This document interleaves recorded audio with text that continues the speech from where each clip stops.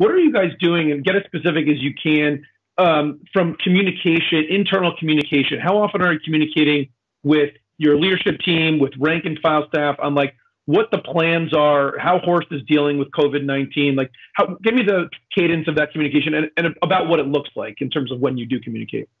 We have a task force, which includes our SLT, and then which is a team of 3 plus 3 others from our senior management.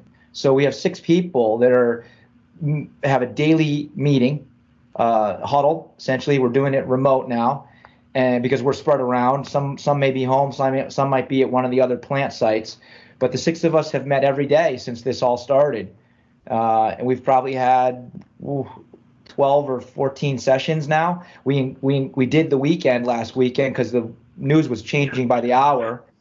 Yeah. And we've got a placeholder for Sunday afternoon this weekend because all these deadlines were set for the end of March, right? The schools, the state. So we're all expecting that between, say, Sunday and Tuesday, all the extensions are going to get, added.